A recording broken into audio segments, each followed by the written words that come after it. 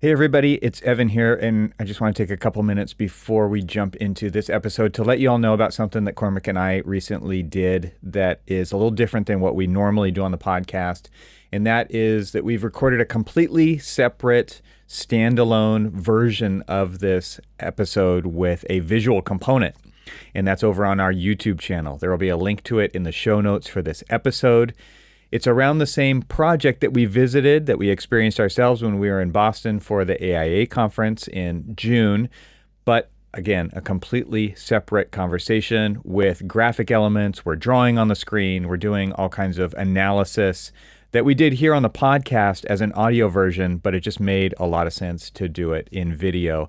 And so I wanted to let you all know about that, because if you like this kind of episode, I think you're going to like that one even more, because we get even a little more nerdy and architectural about it, because we're not just trying to describe everything that we saw. We can actually show what we saw. It's called What Makes This Building Great? And again, we're going to be talking about the Yale Center for British Arts, which was done by Louis Kahn in the early 70s. So exactly what we're talking about in this episode after we get past that kind of initial banter that we're known for here on the Archispeak podcast. Anyway, I'm going to give you back to this conversation that we're going to be having here on the podcast, but also just let you know that click the link in the show notes, check it out, subscribe to our YouTube channel so that you know when those kinds of episodes come out. We do feel like they need to be separate from the audio version to really do it justice. All right, let's jump into today's conversation. Thanks. Talk to you next time.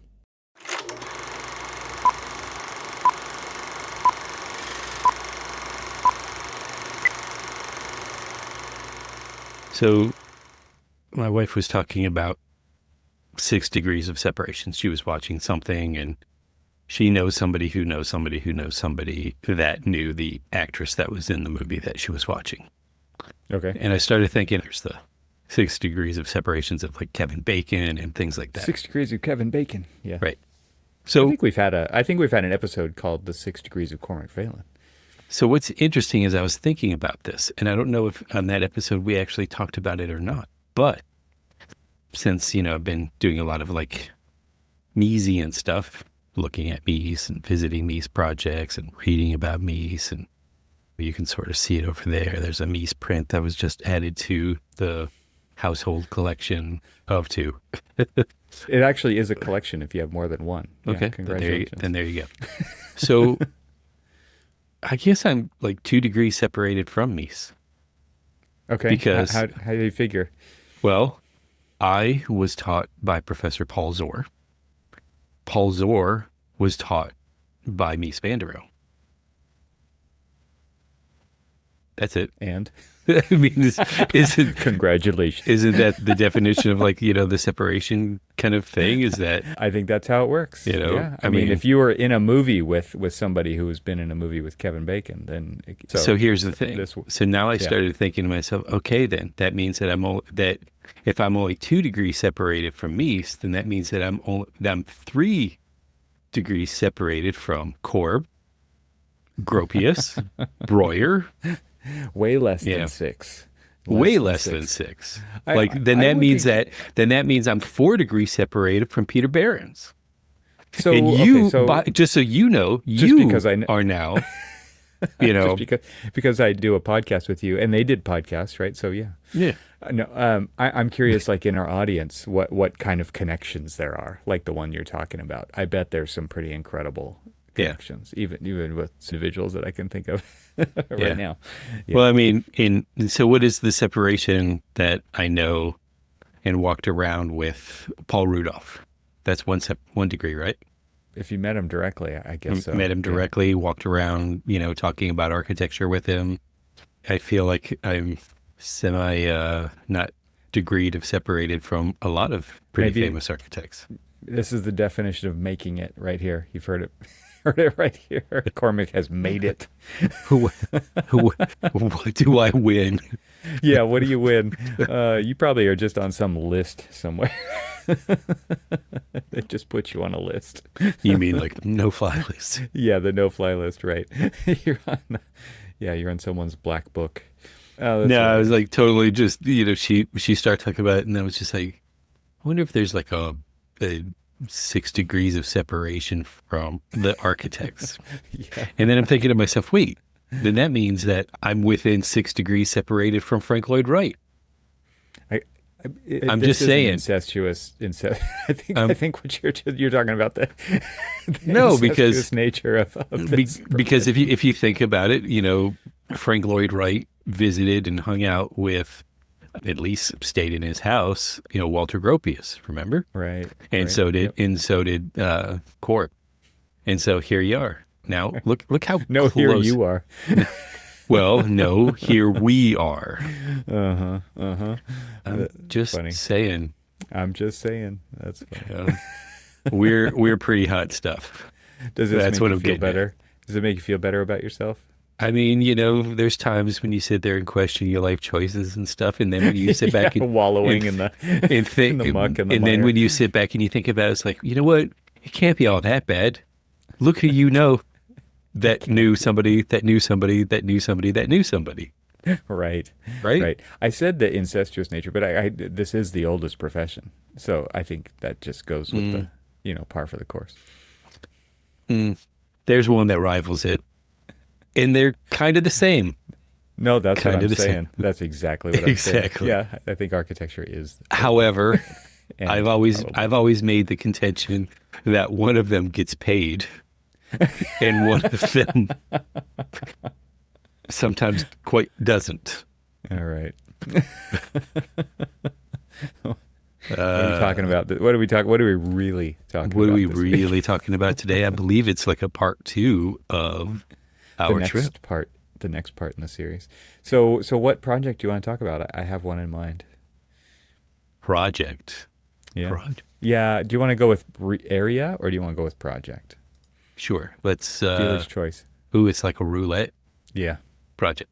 British Art Museum. That's what we're going with. Amazing. All right. Next project. Okay. What else can I say? Amazing.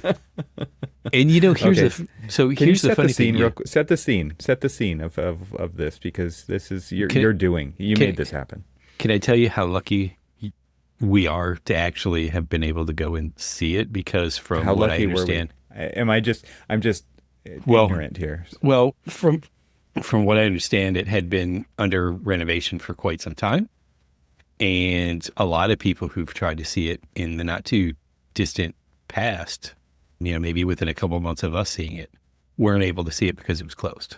And I'm Okay. like, we got lucky. They're like, oh, it's Good- open? I'd be Good like, timing. yes, yes. So Nice. set the scene. So I believe that you and I were talking last time about staying at the Breuer designed Hotel Marcel. the Yes. Hotel Marcel. Yes. And so that was all planned. That was planned because I wanted you to travel from New York to New Haven. We meet up, pick you up from the train station, and then we would basically drive from there to Boston with all intentions of stopping at Yale and driving around and taking a look at some of the amazing buildings that are there. And we drove in and decided to park, take a walk around. My wife was with You don't us. have to walk around very far to experience what it was pretty cool how there was just like all Like everything was like concentrated exactly in that like one every area yeah. that we wanted to see. Yeah. It Yeah. was right So there. there was like the trifecta of 3 different buildings. There was the School of Architecture by Paul Rudolph. There Who was you're connected to. who I'm connected First degree. to. Yes. First degree. Yeah. Exactly. Good job. See, there you go. Well, we're pretty hot stuff, right? Then across the street from that was the Yale Center for Art or Art Center. I'm blanking on the name now that I have it written down, but I don't have it with me right now. You got to find your Eh. sketchbook. Wherever it's at, you know what I'm talking about. I know and, what you're talking and then about. catty corner to that is the Yale British Art. University Art Gallery. Yale University Art Gallery. There we go. See We'll go with that. the magic of the information. I just pulled up a photo. I Implementations. luckily had one of the front door. There, there you go. And so yeah, we went there. It's interesting is that what we noticed in some of those works was obviously the theme that he had started to develop in some of these later works, Exeter, British art, Salk Institute. There was this language that was being created in some of his later work.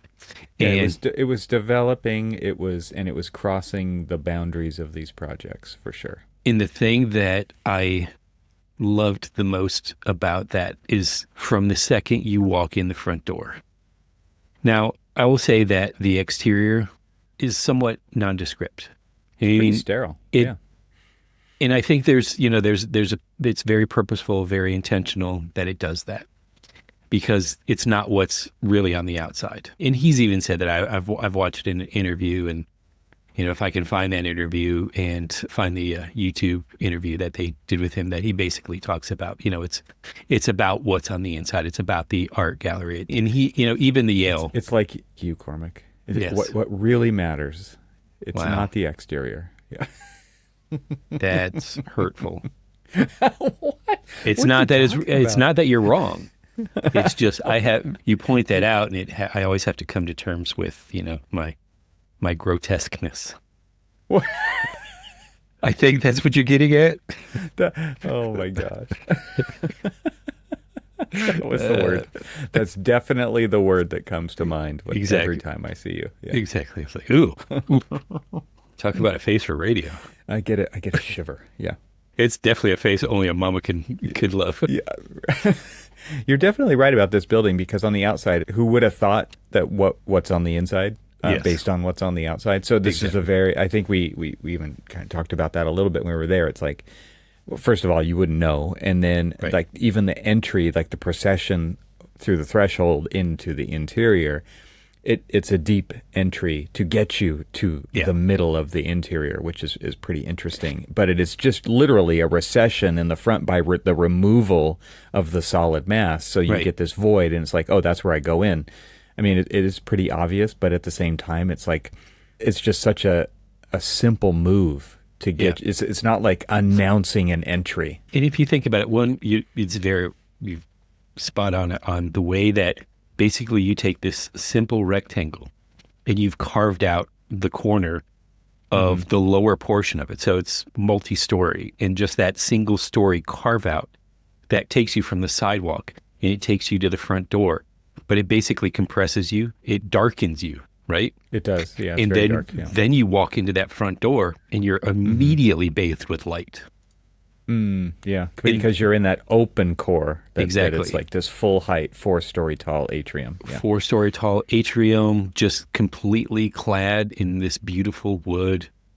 And, you've got the 3 squares of the skylights that just filter down light. And it goes from kind of like compression and darkness to expansion and light. And it's the same, to me, it looks like the same teak wood that's on the exterior of the Salk is on the interior of this building. But on the exterior of this building, it looks like zinc paneling and concrete, right? It's really cold colors, cold materials, but then you go inside and it's super warm, inviting. Like you said, you really are bathed in natural light, but it's also really warm because of the natural wood tone and obviously tons of light coming in through the skylights. And he does that trick multiple times, right? Where he basically forces you into these darker, compressed spaces. So, you leave the entry vestibule, that quadruple height space. You leave that area, and then it compresses you back down. So when you go to the information desk, you're kind of compressed back down. Now you're with kind of like wrapped in very cold material, all concrete, all raw concrete. Right. You've got the choice of going to the elevators, going through into the gallery space, or then out into or is the gallery space one floor up when you walk into the gallery? I don't have the floor plan in front of me, and I'm trying to remember, because I think we just went straight into the stairwell. I think we were drawn into the stairwell for sure. The stairwell is okay. So I'm looking right now. Yeah, you go through the elevator core to a set of double doors that are wide open into a cylindrically shaped, and you can see the cylinder at the back of the elevator corridor, whatever you want to call that, vestibule. So you see this beautiful shape, and with the doors wide open, and you can see the stairs inside of them. And there's natural light in there, or I'll say there's lighting there. Maybe it's not natural, but it's like it's lit inside, and it's just, if you look around the edges of the back of where that stair tower is, it's just it's a set of teak doors, but it's dark back there. So it's not like, I'm pretty sure that's private stuff that has to do with the gallery. And so it's obvious, like, go up. I mean, you just came from a space where it's like, where does all that go? I'm going there. And then immediately here's the answer of how to achieve that right off of the lobby. But first, one thing that is, so the cylinder, the concrete cylinder, you can walk all the way around it. Right. It is free from it is completely free from the walls behind it and everything else. And of course, what does every good architect, worth their salt do? Runs their hand across it. What is the texture? What does it feel? You touch it. Yeah. What does it feel like? Because I believe we kind of actually ran across the street first and walked around Yale School of Architecture. Unfortunately, we couldn't get in. And I believe you were seen hugging or caressing the rough concrete. I could be wrong. Aggregate, the coarse aggregate of the exterior of the Rudolph. I could be wrong, but I believe there's photographs to prove it. That if they exist, I don't have them. Maybe you do, but it's you're right. There's a pretty interesting contrast here, and because these buildings are so close in proximity, I mean, they are kind of playing off of each other in that way with texture, for sure. And so back into the British art and running your hand across it, nobody seemed to expect how just amazingly smooth that concrete was. I'm pretty sure the word I said was butter. Yeah, it's buttery smooth. Yes. I believe the words I used were baby butt smooth. Baby butt and butter. It was smooth. I think anybody who touched it was caught off guard with the fact that it's, this cold, gray, dark concrete material, and how silky smooth it was to the touch. Just amazing. And this is not an easy material to work with, and so you can tell how much care went into the craftsmanship of this building. I think this, and I'm still trying to wrap my mind around how they poured this, because it is definitely something that a lot of care went into the creation of that stair tower. It is definitely something that amazing. This is where I started to kind of reminisce about something that one of my professors had told me, is that we always kind of design with circles and squares and everything else. And I remember one time that somebody had done an arcing corridor where it was a round wall, basically a cylindrical wall, then wrapped with basically an arching wall of the same kind of same radius. Or same whatever. It was perfectly offset. Yeah. And one of the things that I found interesting is the professor said that, what would make it more interesting is if you offset it with a square or just a straight line. And it would actually make both of those seem differently than what they are. And that was in perfect play when we were there, because now you can actually see, I see exactly what he was talking about, and he's right. I just want to build on that because these are basic shapes. You think about primitives in three-dimensional geometry. 3D modeling, it's like primitives, and nobody in architecture school wants to play with primitives. They want to be free form, and they want to be expressive and do all these things. So placing the cylinder in the square is what you're talking about. They kind of creates this negative space that undulates just by the nature of these two shapes being placed one inside another. So you've got these corners, and you've got this round thing playing off it, and lighting. This is where you start to get that play that you're talking about, right? The way that each one, they can be the exact same material, but they reflect light differently. They catch light differently. You've got darker corners, you've got brighter spots toward the center, and it creates this kind of procession through the space just by placement of lighting. And it's so elemental in that way, and it just seems basic, and I mean that in the most truest sense of the word. And it's so powerful also, right? And I think and it makes me just wonder if some of this stuff is just kind of hard coded into our DNA. And I don't know if I mean human or if I just mean architects, but it's those things where it's just like you can sense the powerfulness of it because of all of those things working in unity, right? Shape, color, mass, light, shadow. It's all of that stuff, and you're getting it immediately going into this building, and you haven't even gotten to the spaces that are like truly celebrated, right? Like this is seriously just utility at this point. Right. And it's still pretty incredible. One of the things that I started to understand visiting this, then visiting across the street, and then later on we'll talk about another one, probably in a different episode, is his organization based off of the servant spaces and the served spaces. And, how each of them are uniquely and very distinctly separated from another, but also work in uniform to help order each other. It was simple moves, just simple moves to be able to pull that off, where we're sitting here, we've barely gotten into the building, and we're talking about the basically the elevator and stair lobby. I know. They were total architect nerds. And but here's the thing. It just shows you how impactful it is. Exactly. How simple and amazing that space was, because you talk about it. You talk about, here we have a circle and a square. So first you've entered in into plan. I'm just trying to be descriptive to the audience here. So if you imagine, here you are, you've gone into a big rectangle. As you go into that rectangle, one of the structural bays at the ground floor has been removed to create this compressed dark space. And then when you go into the space, all of the floors of the next bay in have been removed. And now it's all the way up to the skylight, to the to the roof. And all of these are just simple squares. It's just it's one dark void to one bright, bigger void. Right. And then you go back into another dark, small, tight void. And then that void is filled with... You go to the next one. Yeah, and you've got this cylinder inside the cube, which is a void inside of a void. And then you go inside it. And then you go into the cylinder, and what are you greeted with? A triangle. Oh, no, sorry. This was a square. The street. Yeah, that was across the street. Don't get my stairs confused. You're right. Don't get them confused. So here we are into a square that is inscribed into the cylinder. Exactly.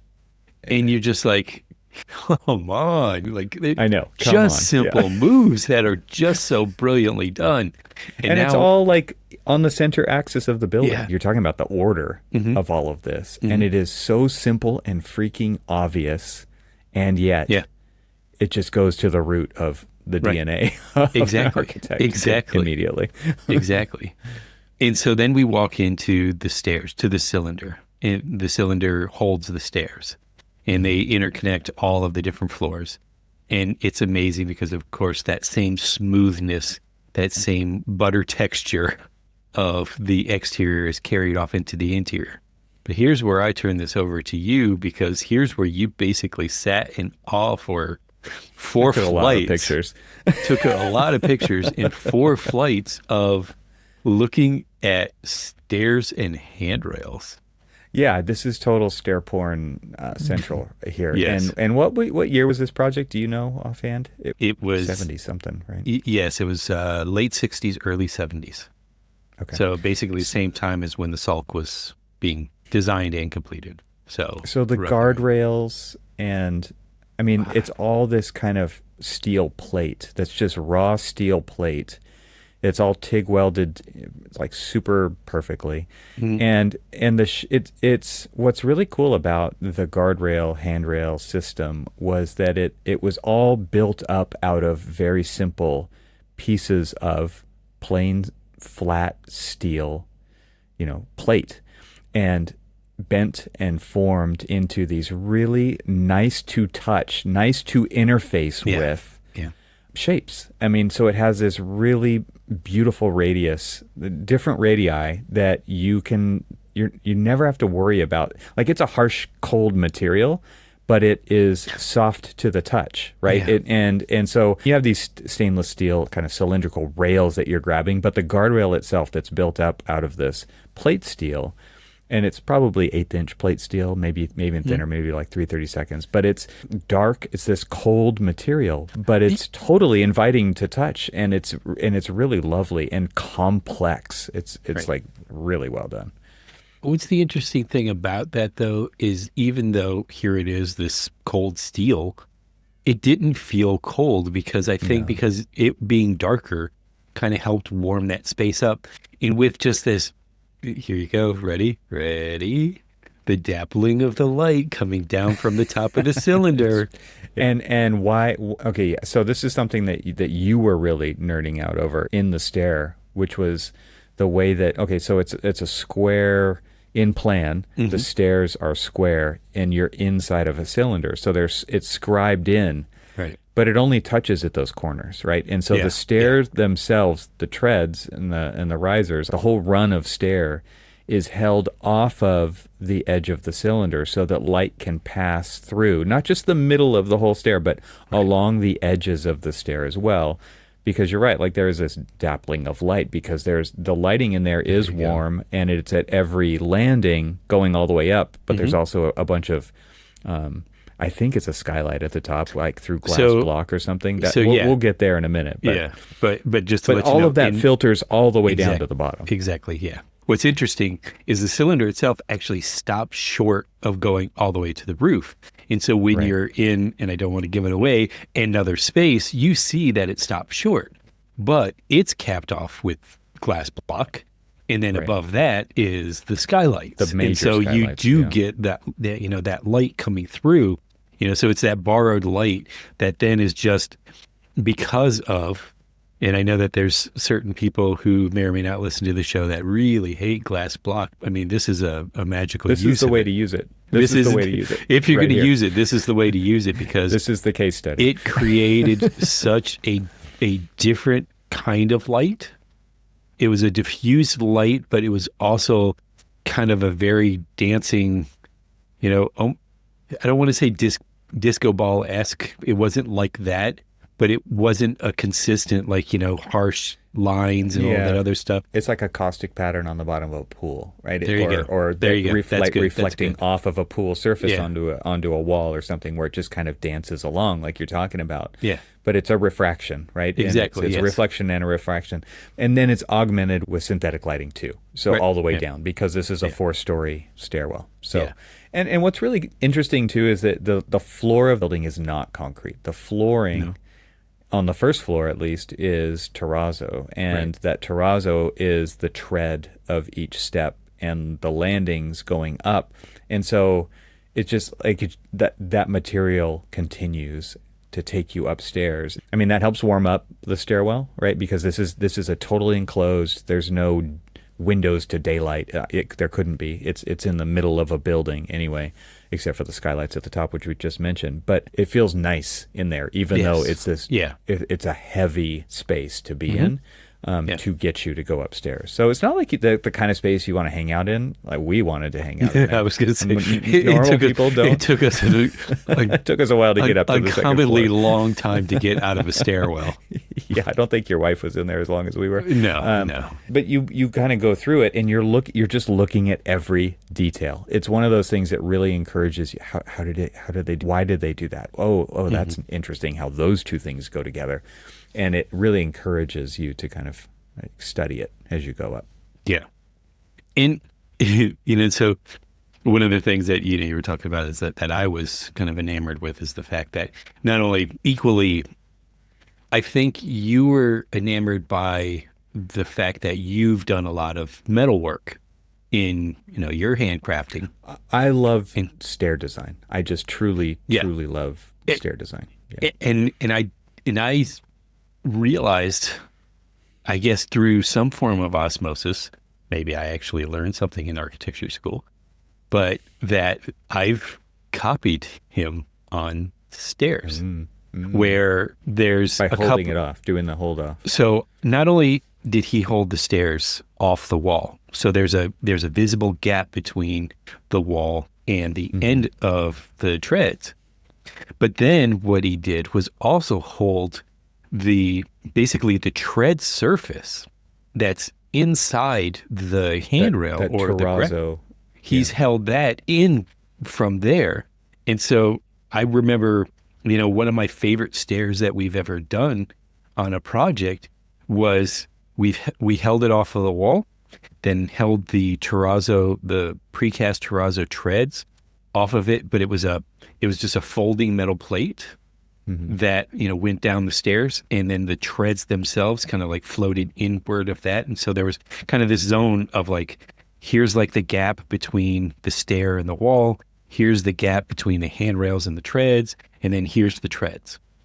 And every stair, there's a hierarchy to all of these elements. Yeah. In every stair that we went into of every building that he did, we saw that detail. And it was beautifully executed, beautifully done. I don't know if I executed as well as he did, but I it's one of my favorite design aspects of a project that we did. But it was one of those that I look back at things that I've done on projects that are like direct result of my hand, my thought, my creation, that are very Kahn-esque. We'll talk about it a little bit more, when we talk about other things as we get in there. But it is definitely something that has been deep rooted in my education and DNA, that some of the simple moves that he's done in, to just kind of like, I swear that I would kick myself when I use this word, but But here we go. To juxtapose one material to another, instead of kissing them, they separate them and give some breathing room between the two. And that is just literally something that I've just thought that, it's just natural, right? That's what you do. Now granted, I had a lot of Ivy League professors that, taught me and stuff. And so they were influenced by the things that we're talking about now. And so maybe just through, them and them and them, and that starting off with that 6 degree or 2 degree or 1 degree separation between all of these people, I kind of learned these things. I don't really believe that I actually learned anything in architecture school. You heard it here first. I think it's interesting that you're pointing this out. Yeah.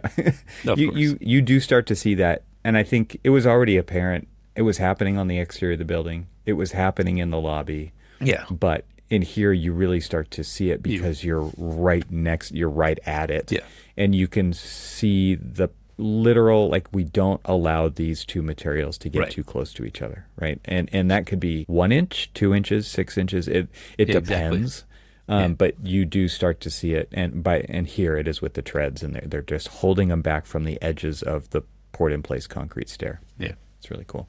Then when you finally get off of the stairs and go into some of these spaces, one of the ones, obviously, when the stairs always present you back to the main entry lobby. Entry atrium. Yeah. Yes. And so when you're there, you're always presented to different heights of that. And then as part of the renovations that they just did, they had to make that atrium meet code. And unfortunately, new code. And unfortunately, I know that if you have an atrium, you either have to fire separate it or you have to close it off. A lot of times you'll see people fill it in with glass so that, it's completely separated. So Smoke that separation. Exactly. And so they went the fire curtain route. And the first thing that you come out of these stairs, or you come off of the elevator into that little small vestibule, and then you turn and you're faced back towards the big entry vestibule, the big entry atrium, you want to like immediately go up and lean over and like look down and all of this other stuff. And there is a security guard posted at every floor, basically getting ready to yell at you. Don't do that. Hand. Can I talk about what I think really matters here? And it's not your nerdy smoke system. It's an orientation technique. Yes. I think what is so brilliant about this, like, and you mentioned it directly, which is he reorients you back to the space you came into the building from, every level that you go up. And that is all about orientation. for visitors. And this is a public building. It's not the kind of building that you're going to get to know over time and try to figure out the circulation paths. And I mean, of course, that's true for some people, but for most people, they're going to experience it one time. Yeah. And it's, again, so clean and so obvious about where you are at all times in this building for a rather large building. What's so brilliant about bringing you into a 4-story atrium is you get to see where you're going as soon as you get into the building. Yeah. And then to continually remind you where you've been as you move up through the layers is just chef's kiss. Oh, thanks, Louis. Yeah, absolutely.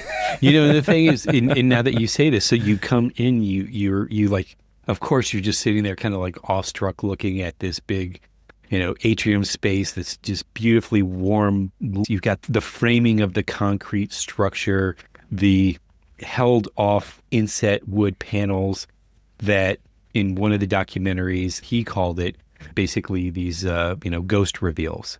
So it's just the separation between a material and another material is this shadow line. And I blatantly... Shadow play. Yeah, Shadow play. I blatantly steal that as much as I can in the work that I do. Right. So reveals, different sizes and scales, different sizes and scales and things like. But one of the things that, until you just said it, I didn't realize, is that you are immediately informed of what kind of building you're in when you go into that atrium, because you can see all of the art. You can see hints of it. You don't see like a full piece, work or something like that, but you see hints of off into the gallery that you can see beyond. And you're like, okay, I want to go there. I want to go see that. And again, you're in this one space and you're orienting yourself to like, okay, now where do I need to go? I feel like I want to kick myself every time I say juxtaposed. You could say contrast. Yeah. But when you've got this, join us down here. When you have this Get circle, off your elevated soapbox. When you have this circle juxtaposed by this square, because you have a 4-story volume, which is the square. You have a 4-story cylinder, which is the stairs, and then you go from the atrium to the stairs, and then you again, as you said, reoriented back there. But when you're down there, first of all, the stair isn't really apparent when you walk into that first space, but the use of the building is very much apparent. You immediately see glimpses, hints of these little peekaboos of what it is that you're there to do. And then when you get up there and you kind of like reorient back towards the atrium, then you walk into the corridor and you're basically faced with a decision of walking completely in a rectangle donut. Loop. Which is another void, which is a 3-story void now. Exactly. Right? And I think what's so interesting is, like you just mentioned, like, and I'm glad you did, like downstairs when you're like, where do I go? And that stair circulation is what I would call like an innie, right? Yeah. But then when you get up here into this other 3-story volume, the stair tower becomes an outie, and it's this object in the space. Right. And you immediately know what it is because you were just inside it. But from the outside, you can't. There's nothing that you can read on it that says this is a stair tower.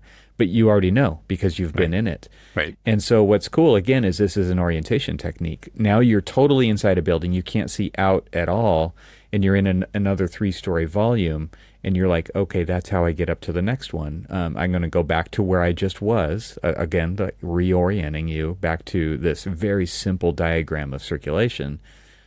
But it's kind of comforting in that way because how many museums have you been in where you're just like, I'm going to be lost? Because all the time, right? All the time. Like none of the exhibits change. Right? Maybe they don't change here. I don't know. But I've been in so many where it's like, I don't know what floor I'm on, let alone who the artist that we're talking about here. So one of the things that then once you come into that space, or for me, what really became very obvious was the structural grid. And like really how he organized everything basically as either solids and voids of the structural grid. And everything was ordered through where the columns were, how did you cut out? There's certain spaces where you're in, say the vestibule is one size. Then that triple height space that is opposed to that one that has the stair kind of like being the outie in that particular case is basically an extrusion of the atrium, but it's then interrupted by the circulation space and the stair. And you don't visually connect them until you're in certain locations that's actually on the backside of you can see both of them. that, where you can see through them and see past the cylinder and then see all the way through. See the layers. See that? I mean, it's incredible. Yeah. It is too, because did you go with me out to the one Air and Space Museum out near the Dulles Airport? Have you been? I'm offended right now. That you didn't, that I didn't take you to that? Yeah, we did. Okay. I'm offended that you don't remember. Come we on talked now. about it. How on the podcast. How old are you? Exactly. Like, how long have you known me? And how long have you known that I have a You shit and memory? me and Mr. Brett Levitt went there. Yeah. Okay, but do you? Okay, so yeah, that's right. Now it's all coming back to me. But Just do you had to jog your remember memory. Yeah. that kind of like That visual first, layer when you just walk that's in the right. door? Hey, you boom, completely, boom. yeah, totally. I forgot about the whole, like, SR-71 and our, jaws dropping and a little bit of drool on her, lots of drool. But I mean, that visual layering of that, Right. I think, is probably one of the most successful moves in a museum. And it literally is that kind of like visual layering at the British Art that, depending on where you're standing, you either see one piece, another piece, or all of the pieces. And I thought that was just a brilliant move. For me, it just keeps going back to orientation. Like, it's so easy to understand the architecture and the procession of spaces throughout this building. That simplicity has got to be difficult to achieve. And yet the way it's presented is just, it's like obvious. Like, this is how you do it. For this kind of a museum. I'm not saying that this would work everywhere, but it's just, it's pretty incredible. Well, what's interesting about it is that it gave, because now that I started to then see the simple ordering of the building, then you started to see that the hierarchy was given to the art, not to the museum. That all of those simple moves were basically created and intended to be made for the artwork. In service to, In service to what it's there for. And you see, you've been to numerous museums where the art, the architecture is the art as much as the art is. And so there's this competition between them. And in some cases, I've seen an extraordinarily successful combat between. It's like a collaboration on some levels, right? They're coordinated. They complement each other. Right. Yeah. But then I also think sometimes, what is the architect there to serve? And in this particular case, it's clear that it's there to serve the art. And the It wasn't clear to me because I didn't care about the art.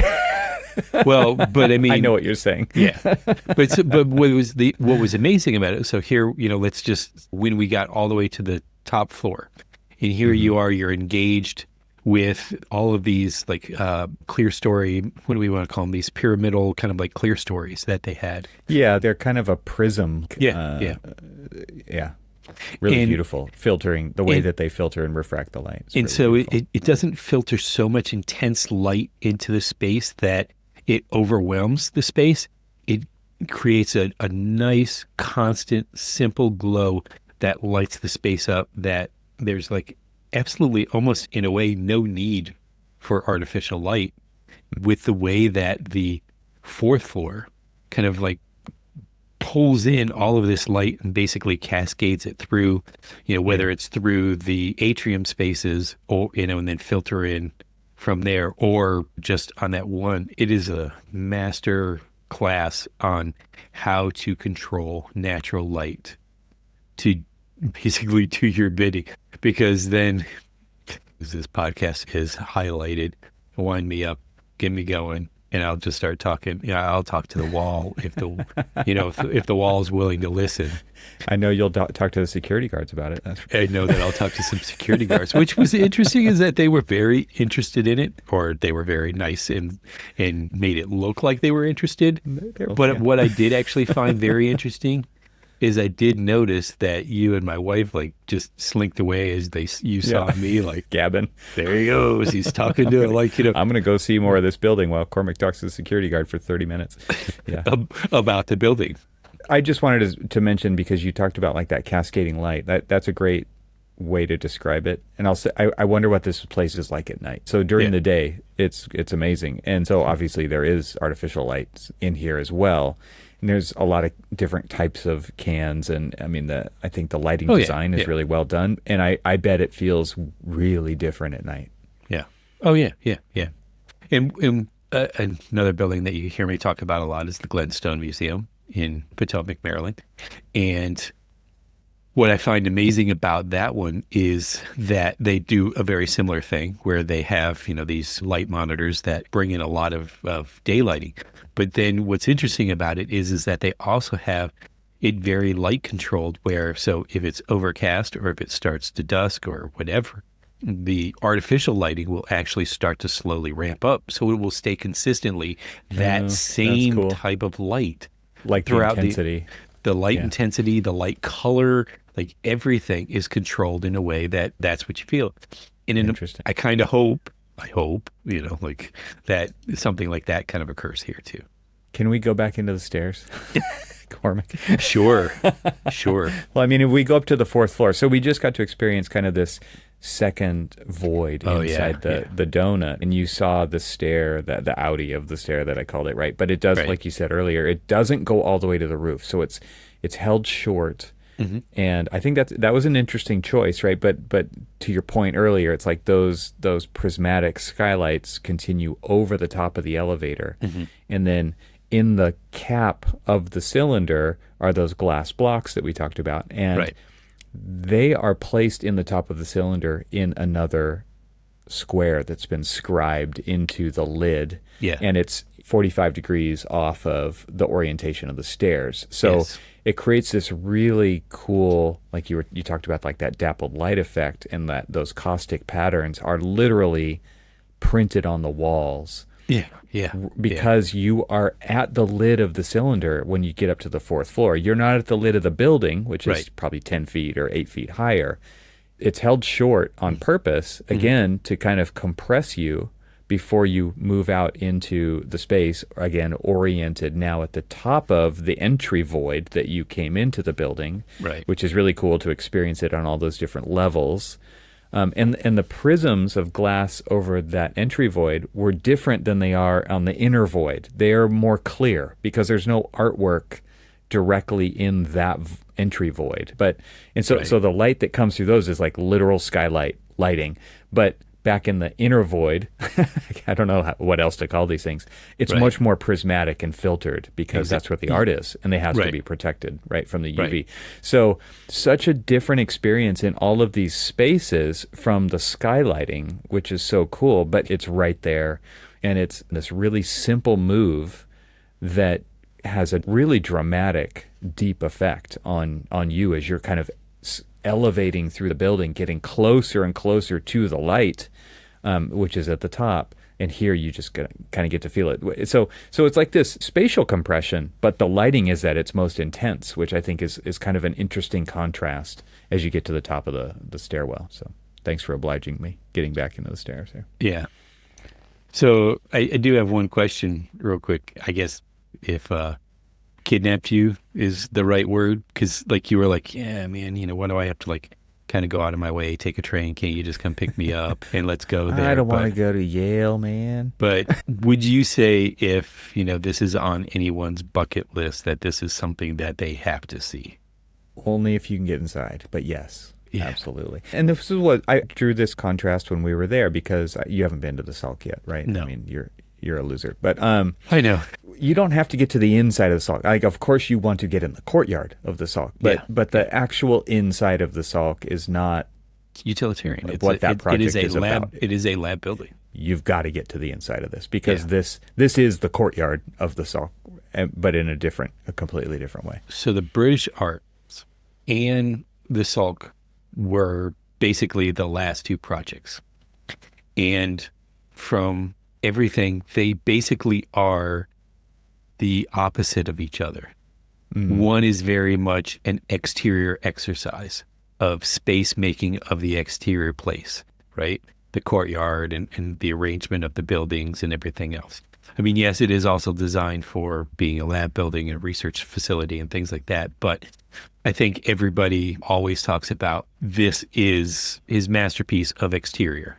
And vice versa, I think for me, the British Arts was definitely one of his masterpieces for interior. Now, what is so similar about them is that we're talking about the public spaces and how similar they are, even though one's outside and one's inside. Exactly. Yeah. And the Salk is locked off now with fences. I don't know that it was always like that. And so the Salk is not a public building by any means. It's a private research facility. And they've upgraded security over the years.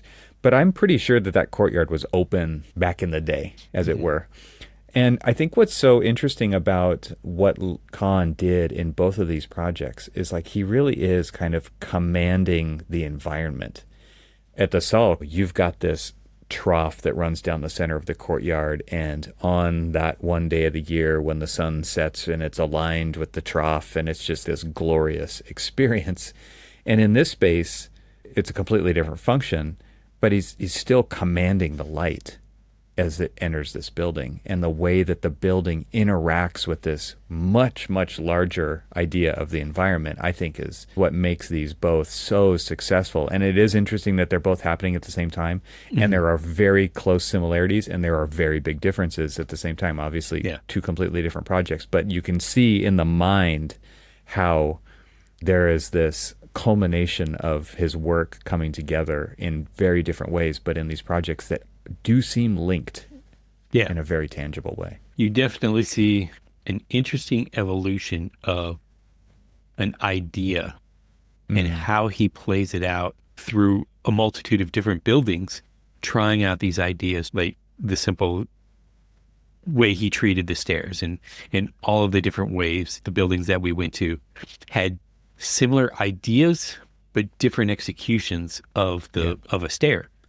Yeah, I think it's like different expressions of it's like genes in a human. And different one through epigenetics are turned on and off, and then you have these different expression. It could be eye color, it could be hair, it could be all these different things, but it's like the genes are there, right? All the chromosomes are there.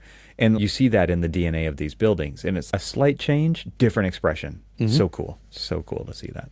I will say this, you kind of harassed me about me having these long conversations with the security guards and stuff. But one of the things that, here we are. Cute. It was really cute. We're in the main gallery. It's the 3-story volume where all of the galleries look into this 3-story volume. And so you can have all sorts of different views and perspectives of this space with now the Audi of the cylinder of the stair occupying a good portion of this. And first you think to yourself, well, why would you waste quite a bit of space in this gallery space, in this main gallery space to a stair? But to be quite honest with you, in my opinion, it somewhat softens the overall space, the austerity of this big, like the rigidity of the structure and the grid and all of those things. Yeah. And then as you look at the volume of the stair, it's punctuated by windows. At the bottom, when you enter into the gallery, it's doors. And then every floor above, it's stairs that basically just kind of like replicate the doors, this kind of like entry. So there's almost like the stair volume itself is separated by these voids behind it that then you kind of get this kind of like different perspective depending on where you're standing. But the thing that I liked about like some of these conversations were in that particular gallery space, here we are, and we're looking around at the joints, we're looking at all these different spaces, we're looking up at the thing. We're looking at how the fire department connections are hidden behind these invisible panels. All of these different things. And I asked them, I'm like, how many times do you get people like this that are basically in there looking weirdos like us that are sitting there looking around at the building? And I had joked to him, I'm like, oh, look, there's art here kind of thing. Because it's like, I'm not, much like the Glenstone, I'm not there for the art. I'm there for the building. Right. And then he sees tons of architecture nerds looking at this building and all this other stuff. But he was sharing with us the spaces that he enjoys. He's like, oh, the best view, you got to go up to the third floor and go over here, and then you can see this and this and this. And so they're thinking about it as well, and they're thinking about it maybe in a completely different way, but also what the intent of like any architect is to have a building engage people who aren't architects. And for the building to be able to speak to him where he's got favorite spaces where the view, the light speaks to him, means that it's sort of, I guess Lou had something going there. Successful, yeah. It was pretty successful. Absolutely. And then with my subsequent conversations with 2 other security guards, I was talking to this kid, and he started asking me questions. He's like, well, what do you see when you're looking at this building? He's like, I see people come in all the time and they're looking at the building and all of this other stuff. And he goes like, I never really engaged them to like ask them what the hell they're looking at. Everybody else, like with families and everybody else, they're coming in to look at the art. And you get these people who come in and they're just distinctly different because they're looking at concrete, wood, light, all of these other things. And we just started talking, and he kept asking me more questions and stuff. And it was interesting to see how willing he was to engage, ask questions about how I see the building. And he was just like, I don't think that I'm ever going to be able to see this building the way that I saw this building versus the way that I see it now in this conversation that I'm having with you. I'm going to see a lot of the things that you're talking about, because he goes, I've never paid attention to that stuff. He goes, none of that stuff made any sense to me. And now I guarantee you he's probably going to be sitting there if he's like just at that cross corridor where he gets to yell at people for leading into the atrium spaces and obstructing the potential fire shutters coming down. And don't want to get them want chopped. to get between a fire shutter and a hard thing. And so I was talking to him about the way the light comes in and the way the light lights this up and cascades across here, and it and you say like, I told him like, step back and look down the center of this space, and you're framed off by a gallery here and the void here, and how the light is different in those spaces and how it illuminates the artwork and stuff. And he's like looking at it, he's just like, I see it. I see what you're seeing. Called indoctrination, Cormac. It is. And if he goes off into architecture school, awesome. I'm your evangelist. I'm here for the day. So when we got up to that upper floor, I wanted so the grid is a thing in this building. Right? Yeah. It's like a three-dimensional grid. And it's really heavy at the very top, right? The structure of those concrete beams that are separating those from each other are heavy and canted. What I thought was interesting when we got to the top, and you see hints of this on the way up, because the grid kind of goes up and meets those, and these pilasters, for lack of a better term, from inside that void are skinnier than the beams that are going across. Yeah.